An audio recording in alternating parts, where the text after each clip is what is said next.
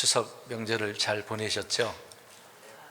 네, 그냥 집에서만 계신 분들이 계시겠고, 또 가족들을 만나서 교제를 하신 분들도 계실 것입니다.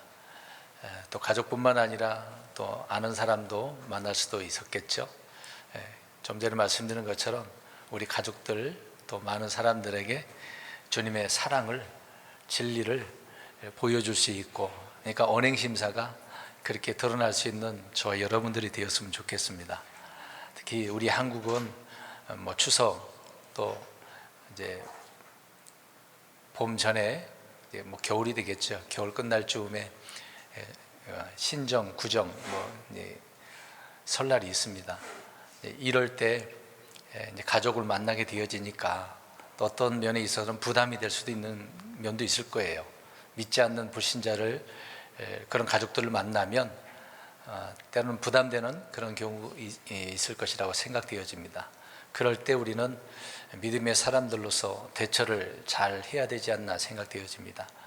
화를 낸다고 공격한다고 똑같이 해버리면 이제 우리 하나님의 영광을 가리게 되는 그런 면도 있겠죠. 물론 올바른 말은 해줘야 되는 부분이지만 우리가 말과 행동이 일치하지 않고 오히려 막 화를 내고 분노하면서 욕설을 한다든가 그래버리면 역효과가 일어나게 되겠죠.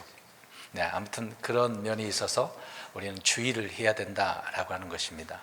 그런 맥락 속에서 오늘 말씀을 좀 드릴 면이 있는데요. 먼저 우리가 하나님의 말씀들을 좀 이해해야 되는 부분이 많이 있습니다. 우리 하나님께서는 우리 사람을 만드시지 않았습니까? 사람을 만드신 주 하나님께서도 인격이 있으신 분이에요. 신격도 있으시고 인격도 있으시죠. 흔히 이제 신격이라고 표현하는데 주님에게 이성이 있고 어떤 의지적인 것도 있고 감정이 있습니다. 그러니까 하나님도 지정의가 있다는 얘기죠. 그래서 그런 분께서 때로는 사랑하시기도 하고 또 미워하시기도 하는 그런 부분이 있습니다. 또 하나님은 분노하시기도 하고 또 질투하시는 하나님이라고 또 출애굽기에도 말씀한 면도 있죠. 그러니까 사랑하는 것, 기뻐하는 것이 무엇인지를 기록된 말씀들을 통해서 하나님을 알아야 된다라고 하는 것입니다. 특히 주께서 미워하시고 가증히 여기시는 것들이 무엇인지도 우리가 알아야 하나님을 바르게 알고 바르게 섬길 수 있는 것 아니겠습니까? 무작정 우리가 교회 생활을 할 수 있는 것은 아니다라고 하는 것입니다. 그래서 이런 면에 있어서 우리는 성경을 바르게 이해할 필요가 있다라고 하는 것입니다. 그래서 좀 전에 말씀드린 것처럼 우리나라 설날, 추석 이런 기간 동안에 자주 일어나는 문제에 있어서 이제 고민하는 그런 문제가 있다는 얘기죠. 이제 예를 들어서 이제 절하는 문제가 있습니다. 절, 이제 전통적으로 우리나라가 주로 해온 그런 절 아닙니까? 그래서 이제 그리스도인이 되게 되면 성경 공부하다 보면 약간의 오해할 수 있는 부분들이 있어요. 그래서 고민하게 되는 부분이 있습니다. 어른들에게 절을 해도 되는가? 이제 이런 질문을 생각하는 부분도 있을 것이란 말이죠. 근데 사람에게, 어른들에게 하는 것이니까 그것은 우상숭배이겠습니까? 우상숭배는 아니죠. 한국을 비롯한 이런 유교 문화권에서는 조부모나 부모나 또 친척 어르신들에게 절하는 이런 풍습들이 있습니다. 특히 새해 명절에는 세배라고 해서 자식들이 부모에게 또 어떤 이제 조부모에게 그렇게 하겠죠. 절을 하고서 건강하시라고 안녕을 기원하고 또 절을 받는 이제 어르신들이 이제 덕담해주고 또 뭘 줍니까? 세뱃돈 그렇게 주기도 합니다. 또 이렇게 이제 그런 가운데서 절 받으세요라고 하는 것은 우리 몸으로 표현하는, 말로 하는 것보다도 몸으로 표현하는 어떻게 보면 큰 공경 중에 하나다라고 하는 것입니다. 이뿐만 아니라 결혼식 때 양 부모에게도 자녀들이 결혼을 할 때 절을 하는 부분도 있잖아요. 또 부부지간에 이제 결혼할 때 이제 서로 간에 그렇게 맞절하는 경우도 있고. 그래서 그리스도인들 가운데 이런 절하는 문제로 약간 고민스러워하는 면이 있습니다. 이게 성경적으로 맞는가 안 맞는가? 서양에서는 사실 이런 풍습은 없어요. 특히 이제 유교 문화권에서는 우리 한국 가운데 이게 얼마나 이제 뭐 전통적으로 되어져 있으니까 뭐 당연하듯이 그렇게 생각하는 거죠. 근데 그리스도인이 되면 고민하는 그런 문제가 있다는 얘기죠. 근데 죽은 조상들에게 절하는 것은 사실상 그건 잘못된 거죠. 우상하게 하는 것이나 마찬가지니까. 성경에 바울이 이제 고린도전서 10장 20절에 말씀을 하고 있는 것입니다. 이것은 마귀에게 숭배하는 거다. 우상 숭배의 일종이다라고 이제 말을 해놨기 때문에 그런 면에 있어서는 우리가 해서는 안 되겠죠. 그래서 이제 그리스도인들이 제사를 다양하게 이제 변형시키는 경우가 있습니다. 말을 갖다가 붙이죠. 죽은 자들을 위해서 뭘 하려고 합니까? 명절 때가 되면 특히 구정 때 추도 예배라고 해서 추모 예배라고 갖다 붙이죠. 사실 그거는 그래서는 안 되는 거거든요. 그런 말은 없고 그런 예배 자체도 있을 수도 없는 거잖아요. 예배 경배는 오직 하나님께만 하는 것이기 때문에 사람에게 할 수 있는 거 아니면 죽은 자에게는 특히 할 수도 없는 거고 사람에게 예배하는 것도 아니잖아요. 근데 왜 그런지 하면 특히 제사상에 뭘 차려 놓습니까? 이 음식. 이제 성경적으로 그런 이제 뭔가 누구에게 드렸으니까 그걸 무슨 헌물이라 그래요? 우리 레위기 읽었잖아요. 음식 헌물, 음료 헌물. 거기다 술도 놓잖아요. 그러니까 형식만 좀 다를 뿐이지 성경적인 용어를 우리가 통해서 보면은 그런 의미가 되는 것입니다. 그러니까 그런 것들을 마귀들에게 하는 거다라고 바울이 말을 하고 있기 때문에 그런 면에서는 우리가 해서는 안 되겠죠. 그러나 살아계신 부모님이나 어른들에게 하는 것은 문제가 되지 않습니다. 성경에도 보면 절하는 그런 사람들이 많이 있거든요. 아브라함도 절을 한 바가 있고 요셉도 자기 아버지 야곱을 만나서 하는 경우도 있었고 또 룻도 마찬가지고 무비보셋도 그렇고 요압도 다윗에게 절하는 면도 있었잖아요. 대언자 나단도 다윗에게 하는 그런 절하는 모습도 있었습니다. 그러니까 성경에 절하는 그 내용들이 굉장히 많습니다. 그러나 성경은 우상들, 다른 신들에게 절하는 것은 엄격하게 금지하고 있기 때문에 그런 면에 있어서는 우리가 주의를 해야 되겠죠. 그런데 절에 대한 규례가 이제 구약에만 주로 나옵니다. 신약에서는 예수님께 절하는 것 외에는 단 한 번도 누구에게 절하는 그런 모습들 기록된 내용이 하나도 나오지 않죠. 근데 이런 면에 있어서는 우리가 이런 것들이 뭐 우리가 따라야 될 전통이다, 풍습이다, 그럴 수는 없겠습니다만은 우리는 이런 문제에 있어서 좀 주의를 할 필요가 있는 거죠. 구약이라고 해도 우리가 다 잘못됐다 할 수 있는 건 아니잖아요. 바울이 언급한 것처럼 율법도 적법하게 쓰면은 선한 것이다라고 하기 때문에 잘 해야 되겠죠. 그래서 전하는 문제에 대해서 공경의 의미로 사람에게 하는 것인가 아니면 우상 숭배에 하는 것인가, 우상에게 하는 것인가, 그런 것들을 우리가 일상생활, 한국 사람이니까 이런 면에서 우리는 이해할 필요가 있는 거죠. 주의해야 되는 부분도 있는 것이고 그런 이해도가 필요한 거예요. 그러니까 이거는 일상생활 가운데 있는 문제란 말이죠. 그리스도인이라고 한다면 그런 문제에 있어서 우리가 어떻게 해야 되는가, 뭐 어렵지 않은 문제니까요. 그러니까 이렇게 말씀드렸으니까 이제 살아계신 어른들에게 하는 것은 어떻습니까? 해도 돼요, 안 돼요? 돼요? 그럼 이게 이제 전통이라고 한다면 어떻게 될까요? 전통이라고 한다면 이제 그런 문제에 있어서는 좀 조심해야 된다는 얘기죠. 그 왜 이런 얘기를 하냐면 뒤에 이런 내용이 나오기 때문에 그렇습니다. 또 하나 이제 오해하고 있는 문제가 있어요. 우리가 성경을 바르게 이해해야 되는데 오해하게 되어지면 문제가 되는 문제가 있습니다. 오늘 주보를 보면 제목을 제가 어떻게 써놨습니까? 성경을 오해하면 불신자보다 더 나쁜 자가 될 수 있어요. 제가 오늘 뭐 추석도 지났지만 우리나라 명절이라고 해서 제가 이런 말씀을 드리려고 하는 부분이 아니었고, 그리스도인들이 성경을 제대로 이해하지 못하면 정말 오늘 본문의 말씀처럼 디모데서에 나오는 말씀처럼 더 나쁜 사람이 될 수가 있습니다. 우린 더 좋은 그리스도인이 돼야 되잖아요. 더 좋은 사람이 돼야 되잖아요. 하나님께서도 보실 때 인정받는 그런 사람이 돼야 되는데 저는 어떻게 하냐, 내 자식인데, 내 사람인데 저런 행위로, 말과 행동으로 사람들에게 덕이 안 된다 그러면 괴롭잖아요. 또 하나 이제 그러면 우리가 성경적인 면을 한번 찾아보도록 하겠습니다. 누가복음 한번 보세요. 누가복음 14장 26절 한번 보시기 바랍니다. 성경에 언급되고 있는 문제인데 약간 모순처럼 느껴지는 경우가 있습니다. 일단 14장 26절을 읽어보겠습니다.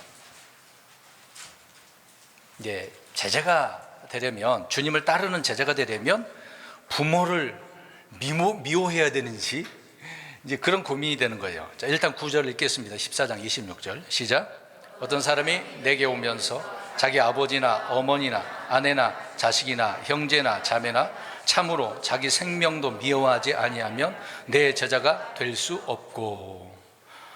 주님의 제자가 되려면 어떻게 하라고 합니까? 미워해야 된다. 그럼 이제 여기서 고민이 되잖아요. 평소에 읽어보셨을 구절이긴 합니다. 어떻게 생각하세요? 제자가 된다라고 하네요. 이제 먼저 그럼 이해를 해야 되겠죠. 예전에 말씀드렸습니다. 제자는 이제 누가 될 수 있는 거예요? 불신자가? 신자가? 신자가. 그러면 믿는 자가 바로 제자가 됩니까? 믿는 자면 바로 믿는 자 이퀄 제자라고 할 수 있나요? 그건 아니란 얘기죠. 이제 믿는 자, 신자는 신자고 제자는 제자인데 믿는 자가 제자가 되는 거거든요. 그냥 제자가 되는 건 아닙니다. 그러면 지금 예수님께서 이제 구원받고 신자가 되라 그런 말이 아니라 이미 믿는 자예요. 믿는 자니까 믿는 자가 이제 주님을 따라가. 주님이 따라오라 그랬으니까 주님을 따라가는 거잖아요. 근데 따라가는 자를 제자라고 부르고 있단 말입니다. 항상 제자는 스승을 따라가는 것이기 때문에. 그러면은 주님께서 지금 제자 이야기를 하고 있는 거예요. 제자라서 주님을 따르려면은 어떻게 해야 된다고 하는 것입니까? 이 구절대로 미워해야 돼요. 자, 그러면 이 말씀대로 지금 우리 가족들 가운데 부모, 형제, 심지어 자기 자신까지 어떻게 해야 됩니까? 그럼 미워하고 계셔요? 미워했어요, 안 했어요? 이 말씀대로 해야죠. 안 했어요? 그럼 이 말씀대로 안 한 건데? 그래서 성경을 오해하면 안 된다는 얘기죠. 주께서 왜 이런 말씀을 하셨는지 그 의도, 목적을 이해를 할 필요가 있는 거거든요. 이 구절을 이해하지 못하면 어떻게 해야 된다고 하는 거예요? 미워해야 돼요. 실제 그런다니까요. 실제 저도 봤어요. 실제 잘못 오해하면 그래요. 저도 그랬어요. 예전에 이게 좀 전에 절 문제 했단 말입니다. 말씀드렸잖아요. 저는 예수님 믿고 목사님이 이런 얘기를 좀 하셨길래 절 함부로 하면 안 되겠구나. 그래서 물론 이제 제사 안 지낸다는 거 아니까 초창기 때 고등학교 2학년 때였어요. 이제 아버지는 해외에 나가셔서 일하고 계시고 집안에서 제가 이제 장남이니까 이제 명절 됐으니까 뭐 해야 되겠어요? 그 당시 이제 불신자니까. 그렇죠. 이제 예수님 믿기 전에는 그렇게 하겠죠. 이제 믿었어요. 고등학교 2학년 때 이제 예수님 믿었으니까. 근데 믿었는데 지금 가족들이 모이고 그러니까 이제 제사를 지내야 되네요. 저를 이제 음식을 차려놨어요. 거기다가 그럼 어떻게 해야 됩니까? 절해야 되잖아요. 근데 하면 안 되겠다 생각을 한 거죠. 이제 그런 문제가 이제 배운 면이 있으니까 이제 아버지께서 오셔서 이제 할아버지 산소를 가야 되는데 안 가려고 했거든요. 산 근처도 안 가려고 그랬어요. 가면은 막 저래야 되고 뭘 해야 된다고 생각하니까 가는 자체가 나쁜 것인 줄 알았어요.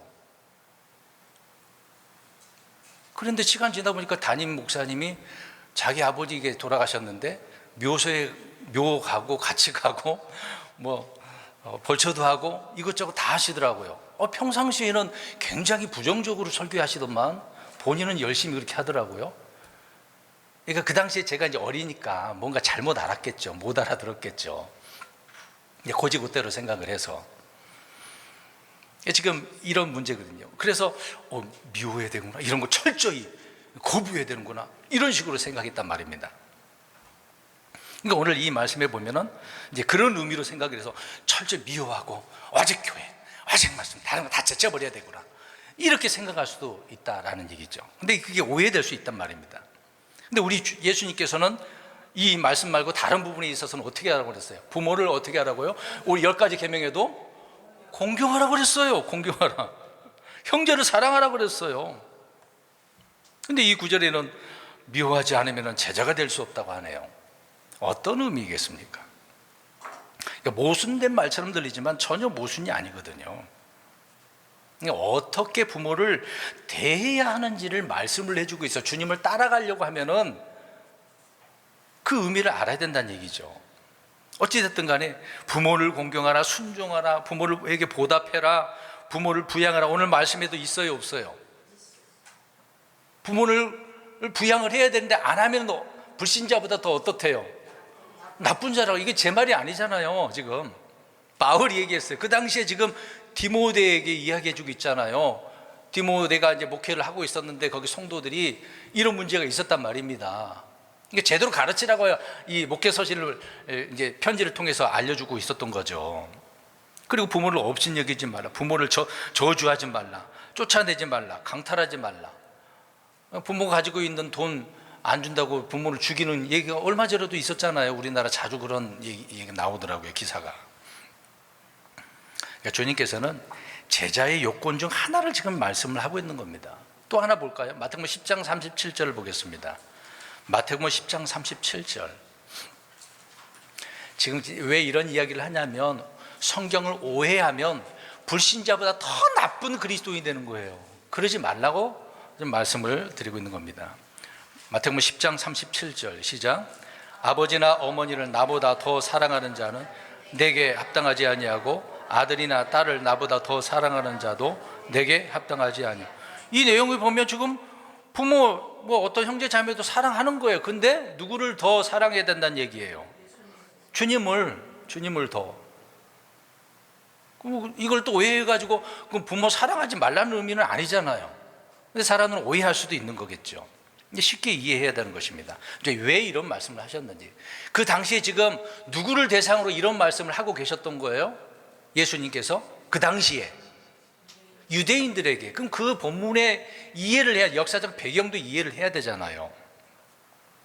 그 유대인들에게 있어서 그들의 아버지라고 표현한다면 아브라함, 이삭, 야곱이겠죠. 족장들을 이야기하는 거겠죠. 그러니까 이전 조상들을 일컬어서 표현하고 있는 것입니다. 또 형제 자매, 그런 의미로 말한다고 한다면 모든 이스라엘 지파가 다 형제고 자매가 아니겠습니까? 근데 그들을 일컬어서 지금 이야기하고 있는 거예요. 그러니까 유대인들이 예수님께 이제 나오는 거죠. 예수님을 따라가려고 하는데 그들의 전통, 앞에서 얘기했던 거예요.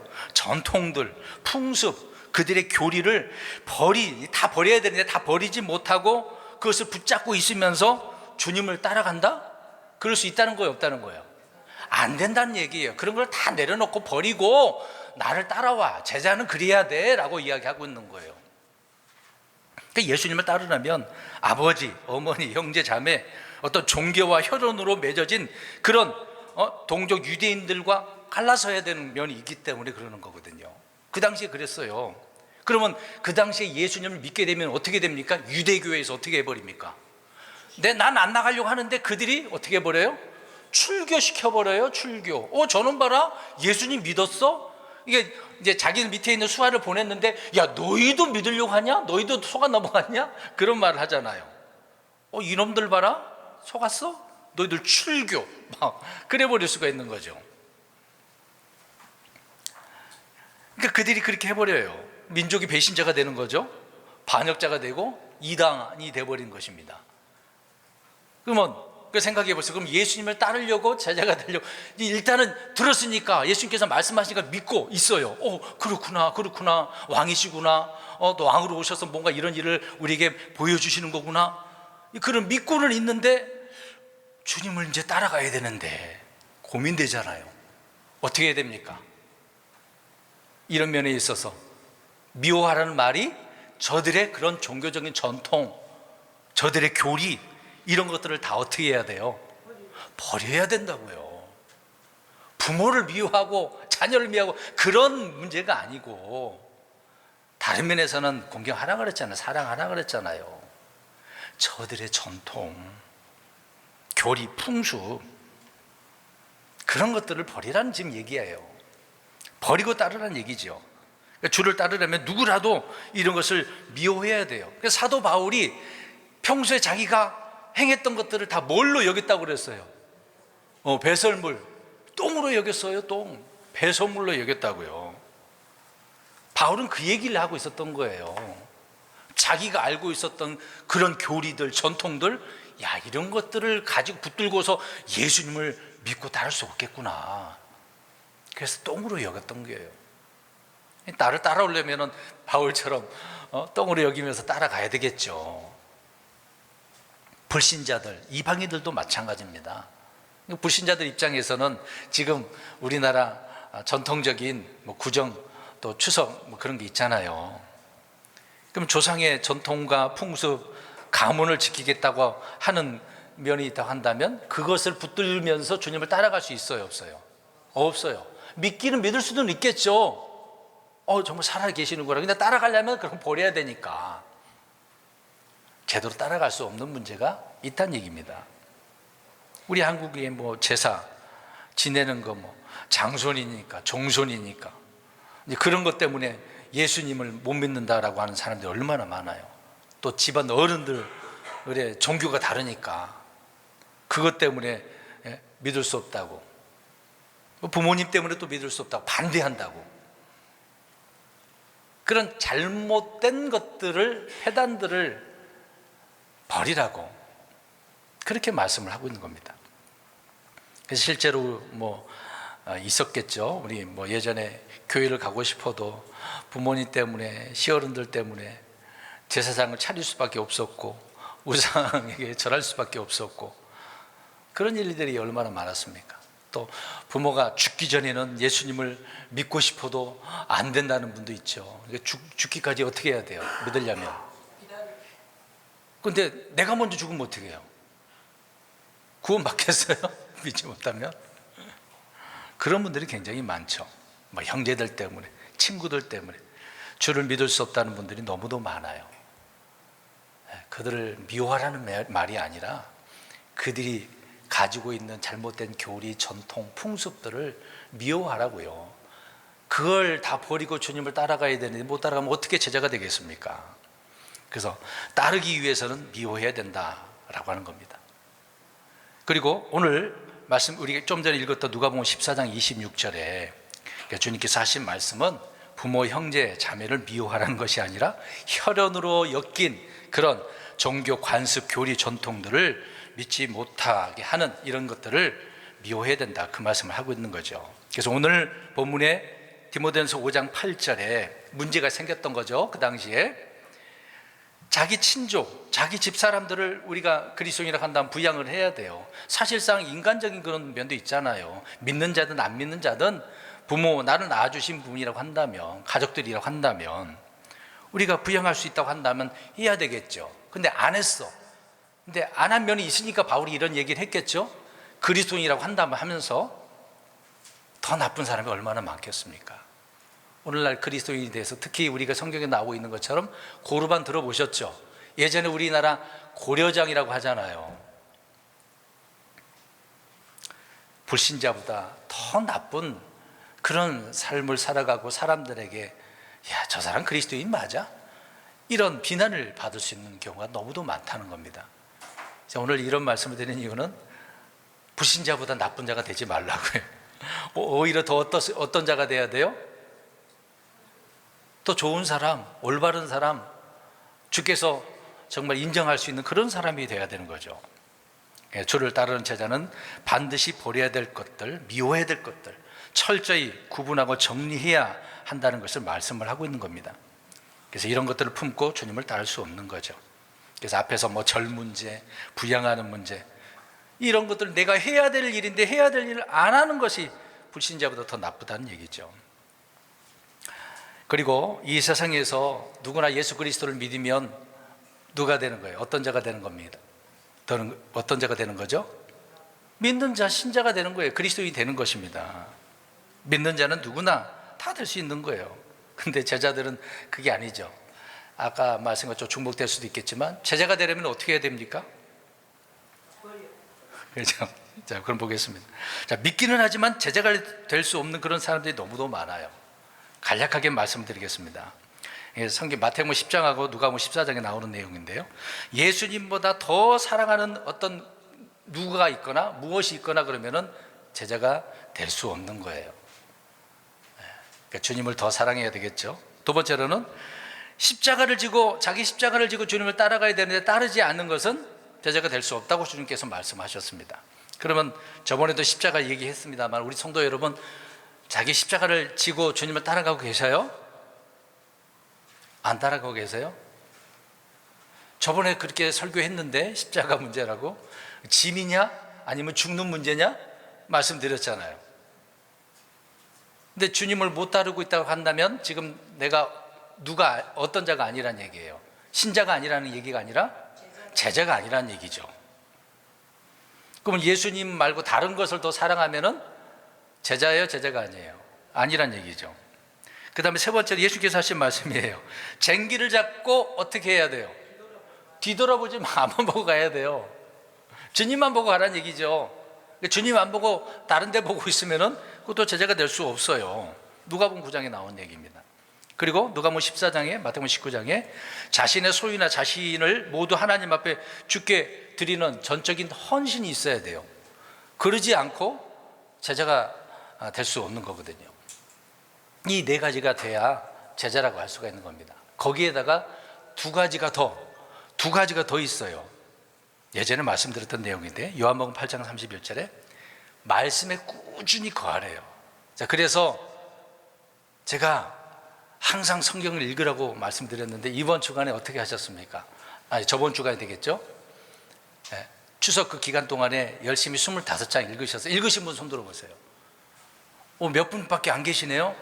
나머지는 어떻게 하셨어요? 바쁘셔서 그럴 수도 있다고 생각해요.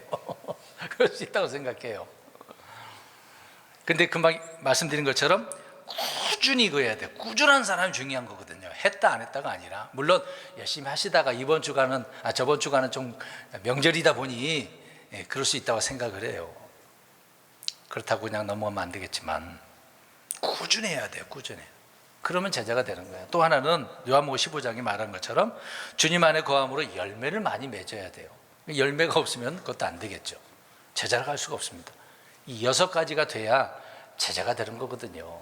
어찌됐든 제자의 요건 중에 하나가 이게 부양 문제가 있거든요. 해야 될 일을 안 하면 정말 부끄러운 불신자보다 더 나쁜 사람이 되는 거 아니겠습니까? 그러니까 이런 성경에 있는 말씀들을 올바르게 이해할 필요가 있어요.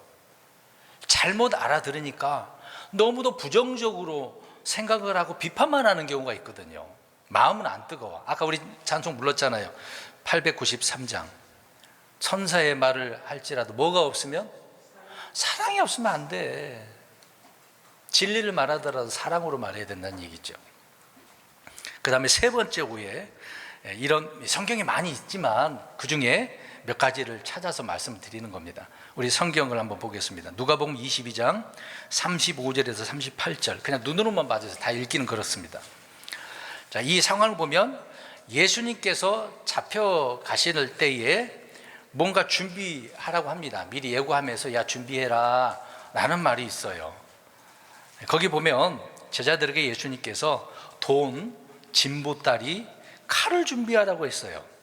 근데 이전에는 이런 거 준비하지 말라 그랬거든요. 왕국 복음을 전할 때에 이런 거 준비하지 말라 그랬어요. 근데 왜 여기 이제는 돈과 진보다리와 칼을 준비하라고 했는가? 그러니까 전도 여행을 떠날 때 이제 처음에 그 전에 초창기 때에 전도 여행을 떠나는데 돈이나 옷이나 지팡이나 칼 등을 전혀 필요치 않았거든요. 왜요? 필요치 않아도 가는 곳마다 복음을 전할 때마다 어떻게 하셨어요? 하나님 주님께서 필요한 것들을 공급받았거든요. 그러니까 걱정할 것이 있어요, 없어요? 없어요. 부족함이 전혀 없었어요. 그 당시에는 그렇게 하라고 해서 그렇게 명령들 했더니 정말 풍족했거든요. 그런데 갑자기 이제 십자가를 목전에 둔 그 상황에서 지금은 이제 반대로 이런 것들을 챙기라고 말씀하고 계시네요. 이것도 어떻게 보면 모순적인 거잖아요. 그럼 이해를 해야 되겠죠, 이런 면도. 이걸 이해하지 않으면 어떻게 해야 됩니까? 이제 잡히시던 밤에 베드로가 그래서 나름대로 준비를 했네? 뭘 준비했어요? 예수님께 잡혀가시니까 이제 누구의 길을 잘라버려요? 말고, 제사장의 종 중에 하나인 그 말고라고 하는 사람의 길을 잘라버렸어요. 오야, 칼을 준비하라고 해서 명령대로 하긴 했네? 그랬는데 그게 올바른 거였습니까? 아니었잖아요. 그때 뭐라고 하셨어요? 칼을 쓰는 자는 칼로 망해. 그럼 예수님께서 칼을 준비하라는 말이 뭐예요? 그 의미를 알아야 되잖아요. 이게 어려운 내용은 아닙니다, 사실. 이걸 오해해가지고 기독교라는 이제 그 역사 속에서 어떤 잘못된 것들과 저항하기 위해서 칼을 준비해서 막 전쟁해야 된다고, 싸워야 된다고. 지금 칼보다는 이제 총, 미사일 뭐 그런 거 있잖아요. 그럼 우리 어떻게 해야 됩니까? 우리 총기라도 사야 될까요? 뭐 대한민국에서는 총기 사용을 할 수 없으니까 집에 칼 하나씩은 있죠. 그걸 들고 다니면 어떻게 됩니까? 그것도 흉기이기 때문에 위험해요. 특히 차에다 실어놓고 가다가 검문해서 걸리면은 의심이 사거든요. 아니 우리는 성경에 보니까 칼 준비하라고 평소에 가지고 다니는데요. 그렇게 생각할 수도 있을 거 아니에요. 저 광화문에서 데모하는 사람들이 피켓만 들지 않고 몸에다가 칼 같은 거 딱 숨겨놓고 있으면 어떨까요? 그래서 나를 반대하고 와가지고 막 욕하고 조롱하고 비방하고 그러면은 뭐 순간적으로 화가 나서 그 사람 어떻게 할 수 있습니까? 죽일 수 있겠죠.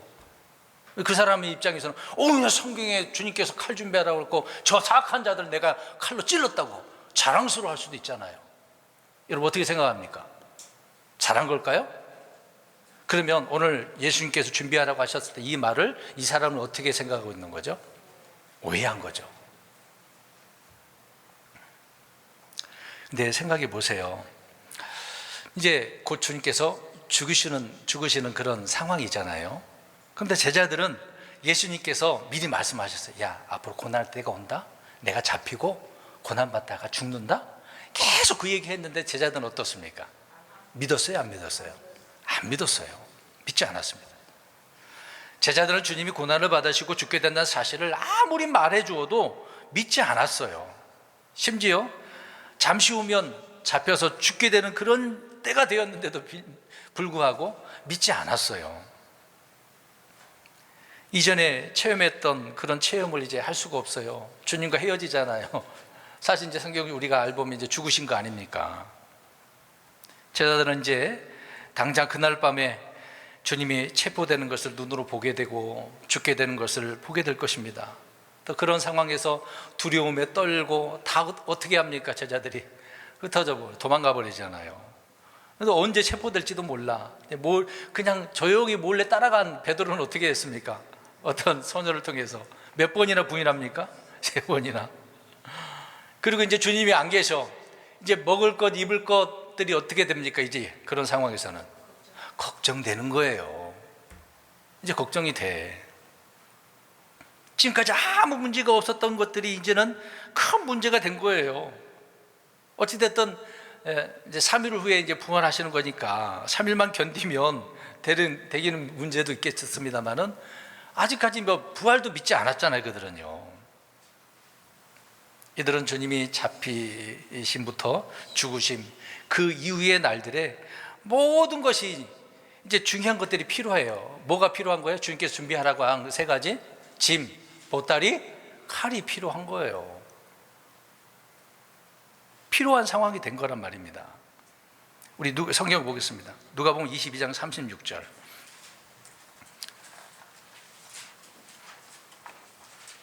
금방 우리가 말했던 겁니다. 22장 36절 시작. 그때 그분께서 그들에게 이르시되 그러나 이제 돈주머니가 있는 자는 그것을 취할 것이 짐보따리도 그와 같이 하고 칼이 없는 자는 자기 옷을 팔아 하나를 살지어다. 돈도 필요하네요. 짐보따리도 필요하네요. 자기 옷을 팔아서 칼이 필요하네요. 사실 돈주머니 같은 경우에는 전도 여행 때 필요 없었던 것인데 이제 필요해요. 왜요? 이제 예수님이 안 계시면 어떻게 됩니까? 먹고 사서 살아야죠. 이제 짐보따리는 옷가지를 필요한 물품들을 스스로 다 충당해야 되지 않겠습니까? 칼이라고 하는 것은 보호하는 거잖아요. 방어하는 거 아니겠습니까? 그러니까 예수님이 없는 그런 삶은 위험과 공포로 쌓여져 있는 거죠. 그 자체인 것입니다. 그러니까 예수님은 칼을 준비한다고 해서 누구를 상하게 하거나 전쟁을 치르라고 하는 그런 의미가 아니었거든요. 주님은 분명히 칼로 선자는 망한다고 그랬습니다. 이 구절을 오해해가지고 종교 전쟁을 벌이는 경우도 있었잖아요. 역사적으로 얼마나 많았습니까? 이것을 뭐 상징적으로 본다고 난해 구절, 아니 전혀 그렇지 않습니다. 그러니까 제자들의 불신을 미리 말씀해 주고 있는 거죠. 있을 때하고 없을 때 상황이 얼마나 위험하고 어려운 상황인 줄 아냐. 믿으려면 제대로 믿어라. 그런 의미로 지금 말씀하고 계셨던 것이거든요. 그 상황에서 그들의 불신을 깨우쳐 주고 있는 것이고, 내가 죽는다라고 하는 그런 문제를 또 계속해서 알려주고 계셨던 것이죠. 그러니까 이런 부분을 오해해서는 안 된다. 저도 그래서 과거에 추석 때였어요. 학생 때여서 고등학교 2학년 때인가 3학년 때였거든요. 이제 제사 안 지낸다고 하니까 언젠가 말씀드렸죠. 작은아버지가 저를 죽이겠다고 오셨어요. 근데 뭔 말을 해도 안 하고, 그때 제 마음이 어떻겠습니까? 저를 죽이려고 하시는데 칼을 들라고 부엌에서 칼을 꺼내려고 가져오시려고 하더라고요. 그럴 때 제가 어떻게 했겠어요? 저도 그런 나쁜 마음이 들었겠죠, 그 당시에. 그러니까 우리가 미워해야 될 것들이 있고 사랑해야 될 것들이 있고 붙들어야 될 것들이 있거든요. 근데 오해를 위해서 부모를 미워해? 칼을 준비해서 누구를 죽여? 그런 의미가 아니란 얘기죠. 그러면 미워하라라고 할 때 어떤 의미로 미워해야 되는지 알아야 되는 거 아니겠습니까? 우리 히브리서 1장 9절에 보면 찾지를 마시고 여러 가지를 말씀을 드릴게요. 1장 9절에 보면은 의를 사랑하시고 불법을 미워하라라고 이야기하고 있습니다. 하나님께서는 불법을 미워하신다고 그랬거든요.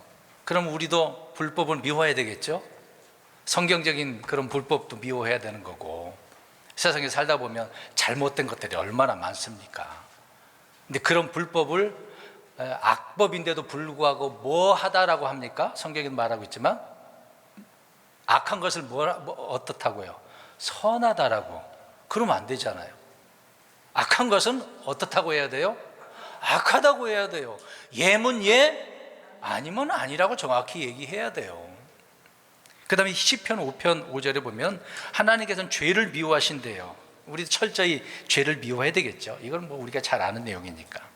그 다음에 신명기 16장 22절을 보면은요, 어떤 사람이 어떤 형상을 세우면 안 돼요. 하늘에나 땅에나 땅 속에까지라고 그랬습니다. 그 어떤 것, 어느 공간에도 안 되는 거예요. 이게 하나님이라고? 절대 안 돼요. 만들어서 안 되는 겁니다. 또 신명기 12장 31절을 보면 성도들의, 이교도들의 그 풍습을 받아들이거나 그들의 종교 의식을 따르면은 그것도 안 돼요. 하나님은 그런 잘못된 경배 행위 자체를 미워하신다고 이야기하고 있습니다. 근데 그들이 그래서 가나안 땅에 들어가서 어떻게 했습니까? 이스라엘 백성들이 그들의 이교도들의 종교 의식들을 그대로 받아들였거든요. 이거 미워해야 되는 건 일이죠. 시편 11편 5절에도 보면 사악한 자와 폭력을 사랑하는 자를 미워하신다고 했거든요. 근데 우리 흔히 이런 말을 하잖아요. 세상에서 죄를 미워하되 누구를 미워하지 말라? 사람, 죄인을 사랑하라고 이야기합니다. 그럼 맞는 얘기예요? 금방 제가 말했잖아요. 사악한 자와 폭력을 행하는 자를 미워하신다고. 이런 악을 저지르는 자들은 우리가 어떻게 해야 됩니까? 미워해야죠. 성경이 그렇게 하나님께서 말씀하시는데 미워해야 되겠죠. 이런 자들 미워해야지 부모 어떻게 형제 자매를 미워합니까? 물론 부모가 형제가 사악하면 또 모르겠습니다만은. 그 다음에 시편 45편 7절에는 악을 미워하라고 그랬습니다. 또 이사야 61장 8절을 여기 읽어봤으면 좋을 것 같아요. 이사야 61장 8절. 이렇게 살아가는 그리스도인들이 있을 것 같아요. 유대인들이 잘못한 면도 있지만, 그러니까 동기와 목적이 아무리 옳더라도 선하더라도 방법이 악하면은 하나님 안 돼요. 그건 미워하신다고 이야기합니다. 한번 읽어보세요. 우리 성도님들 읽어보시기 바랍니다. 이사야 61장 8절 시작.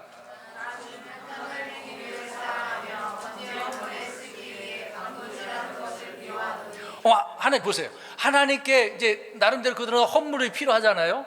필요한 내게 지금 없어. 돈을 다 써버렸네. 가진 거 하나도 없네. 그러면 이제 양을 잡든 뭐 소를 잡든 염소를 잡든 비둘기를 잡든, 근데 비둘기까지도 없다고 생각해 보세요. 없어. 저 당장 하나님 앞에 드려야 되는데. 그럼 어떻게 했단 얘기야? 강도질했네. 그렇게 해서 하나님 앞에 하나님 이렇게 드렸어요. 하나님 다 알고 계시는데 이런 것들을 하나님께서 어떻게 하신다고 그랬어요? 미워하신다고 그랬어요. 그럼 우리 성도님들 어떻습니까? 왜? 우리 그리스도인으로서 마땅히 뭐 하는 것도 있겠죠. 뭐 의무적인 그런 헌금 생활을 우리 하는 것보다도 정말 의미를 담고 뭐 인색하지 않은 가운데에 우리가 나름대로 헌금을 하고 계십니다만은 어떻게 하고 계십니까? 없다고 해서 이번 주 헌금을 드려 다 써버렸네. 우리 명절이라 가지고 다 써버렸네. 오늘 이제 명절 끝났으니까 주의 첫날이니까 빈손으로 갈 수 없으니 어떻게 합니까? 헌금 내려고 자녀들 저금통을 뜯어가지고 가져오셨나요? 네? 그렇게 하면은 하나님이 받아주시겠습니까? 잘했다 야, 잘했다 야, 그렇게 하실 분은 아니죠. 도둑질하는 거, 이런 어떤 선한 목적과 수단을 정당해서는 안 된다는 얘기죠. 하나님 그런 걸 미워하셔요. 우리 생활에 이런 것들을 미워해야 되는데 왜 부모를 미워해요? 말라기서 2장 16절에 보면은 아내를 버리는 걸 미워하신다고 합니다. 음행한 연고 외에는 이혼하지 말라고 했는데 이런 면에 있어서 또 잘못된 걸 바로잡아야 되겠죠. 또 계시록 2장 6절에 보면 니골라당의 행위를 미워하신다고 그랬습니다. 이거는 어떤 행위냐면은 성직자 체계라고 말씀드렸죠. 강해를 통해서 말씀을 드렸는데, 그러니까 오늘날로 표현하자면 이제 목사가 뭐가 된 거예요? 구약적인 표현을 한다면 제사장이 돼버려요. 목사는 제사장이 될 수가 없어요. 목사는 그 제사장이라고 한다면 어느 혈통이어야 돼요? 레위 사람입니까? 한국 사람은 레위 사람입니까? 전혀 될 수 없거든요. 근데 목사가 제사장 행세하는 사람이 있어요. 목사가 성도 11조를 다 가져가는 경우도 있거든요. 지금 이거 어떻게 된 것인지 모릅니다. 잘못된 경우가 너무너무 많아요. 이 성직자 체계를 그들은 가지고 있으니까 뭐 감독, 장로, 목사라고 불리는 그런 자들이 또 내가 목사니까, 내가 장로니까 막 군림하죠. 지배계층이 막 형성돼 버린 것입니다. 우리 교회는 형제고 자매잖아요. 저는 목사로 있을 뿐이지 똑같아요. 우리 성도님들보다 제가 레벨이 높다고 생각하시면 안 됩니다. 저도 그렇게 생각해서는 안 되는 거고 똑같은 위치예요. 이런 행위를 주께서 미워하신다고 하고 있는데 오늘날 어떤 종교 형태를 보면 이게 굉장히 심하잖아요. 그래서 뭐 다 원상복귀해 그랬더니 와, 남자 집사들이 나와가지고 다 머리를 바닥에다가 박더만요. 그것을 보고 깜짝 놀랐어요. 자, 우리 성도님들, 우리 지사님, 제가 머리 박으세요 그러면 박으실 거예요? 그래서도 안 되죠. 잘못된 거잖아요. 그럼 그 자체가 자기는 어떻다는 얘기입니까? 내 말, 만약에 거기서 말 안 들었어, 그러면 어떻게 될까요? 눈 밖에 나서 쫓겨나죠. 맨날 비방만 들을걸요? 얼마나 군림하고 있습니까? 이건 잘못된 것을 미워해야죠. 그리고 계시록 2장 15절에 보면 그런 니골라당의 교리를 붙잡는 자들을 미워한다고 했거든요. 그런 잘못된 교리인데도 막 붙잡고 어떤 권력 행사를 하는 사람들이 얼마나 많습니까? 잘못된 것들을 미워해야죠. 그러니까 오해하지 말자는 얘기입니다. 바르게 알고 바르게 우리가 믿고 살면은 하나님께서 얼마나 기뻐하시고 불신자보다 더 좋은 사람이 될 수 있는 거잖아요. 신자라고 해서 다 좋은 사람은 아니거든요. 자, 여기 보세요. 여기 다 예수님 믿죠? 믿어요, 안 믿어요? 그럼 다 신자예요. 그러면 다 좋은 사람이에요? 아니잖아요. 오늘 말씀에도 부모를 부양하지 않으면 불신자보다 더 어떻다고요? 근데 부모 열심히 공경하고 계셔요? 뭐 하고 계시면 있습니다만은 그래서는 안 되죠. 우리는 미워해야 될 건 미워해야 되고 또 마지막으로 붙들어야 될 것들이 있어요. 중요한 부분이 12가지인데 간단하게 말씀드리겠습니다. 몇 가지만 좀 자세히 말씀드리고, 첫 번째로 말씀의 틀, 신실한 말씀들을 붙들라라고 디모데후서 1장 3절에 말씀하고 있습니다. 말씀의 틀이라고 그랬어요. 이 얘기는 뒤에서 한 번 더 얘기하고, 그리고 선한 것들을 붙들래요. 또 잘못된 전통 말고 사도들이 말한 전통들이 있어요. 신약교회 교리적 그런 실행들을 말하는 게 그 전통이거든요. 사도들의 전통. 그리고 믿음과 선한 양심을 붙들라고 했고, 또 우리가 가지고 있는 것을 주께서 오실 때까지 그걸 붙들라고 그래요. 그러니까 우리 믿음이 있잖아요. 말씀을 내게 주신 것들이 있을 거 아닙니까? 그런 것 붙들라고 이야기합니다. 근데 말씀의 틀이라고 그랬어요. 로마서 6장 17절은 교리의 틀 그렇게 말씀하고 있는데, 이 틀이라고 하는 것은 뭐냐면은 어떤 왁구라고 생각해 보세요. 우리 유리창이 있잖아요. 유리창을 지탱해 주는 역할을 하는 것이 그 왁구 틀이거든요. 그러니까 그 말씀의 틀은 나를 형성해 주어서 형성케 하는, 그러니까 이 형성을 주의 형상으로 만드는 것이거든요.